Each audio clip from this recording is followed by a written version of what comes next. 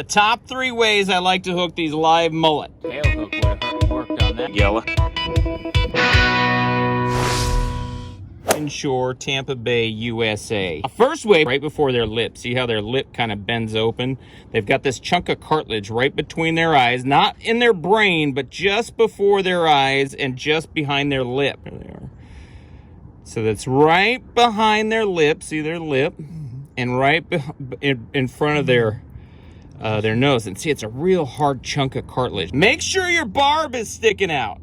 That little barb on the hook, you want that sucker to be sticking out there, because when you do get a chance to set that hook, bang, you want that barb to get set up in it. That's definitely #1 best way to hook your live bait fish. The second way, I got a nice little chunk of cartilage right here, right behind their anal fin. This is their anal fin. They call it an anal fin because their butthole is right here. And so just behind their anus and right on top of that anal fin, there's a nice chunk of cartilage right there too. Pop. See how it just pops through there?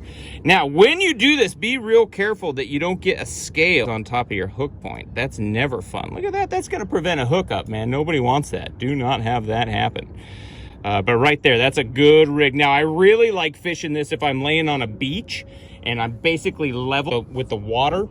And then when it gets picked up, you'll be able to set that hook on. Then number three, don't ever forget that dorsal fin's got a nasty spine on it. Pretty much all saltwater fish have this dorsal fin with a nasty spine. That guy right there.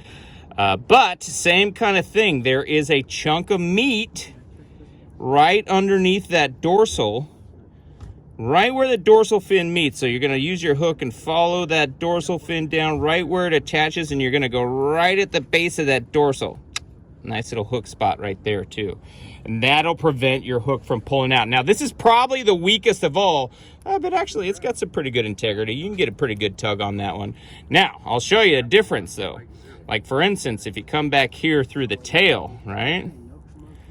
Come back through here through the tail, pulls right out. Just whoop, some bonus footage. This is a super technique I learned from an old salty dog. I was talking about those spines, those dorsal fin spines. A lot of these saltwater fish have these nasty spines all over them. Anywhere there's a fin, there's just armor ready to stab you. Okay, well, fish know that too. And sometimes fish get lazy and they really want a lazy way to eat that bait. Butterfly the bait. So the whole point of this is that you're going to remove the spine. See that spine right there? This part's a nasty little spine. It's kind of like a defense mechanism. And then we've got some spines right here on the pectoral fins. And there's a spine on the anal fin. These are typically always where you're gonna find the defensive spines for these saltwater fish. So you don't have to do this method to the mullet, but I will tell you, it has surprising results. So first thing we're gonna do is, the whole point of this butterfly is that we're gonna take the spines out, right? This is a reverse fillet. So I'm gonna start back here at the back, get inside there just a little bit. See, mullet got a lot of scales, so you just kind of almost have to remove them and then find the spot where your knife goes in. So I'm gonna take, oh shoot, and see now I'm cutting towards myself, so be very careful. And then I'm gonna find his spine and I'm gonna fillet him backwards all the way just past that point of the dorsal. Good golly, couldn't remember that. Dorsal fin. Just past the dorsal fin. So I just got it right inside there. And now we're gonna do the same to the other side. Oh, we got a bite. Ooh, shark. Woohoo!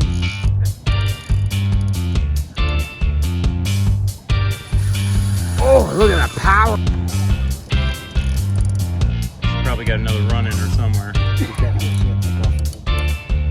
There you go. Good job pulling back and reeling down to collect your line.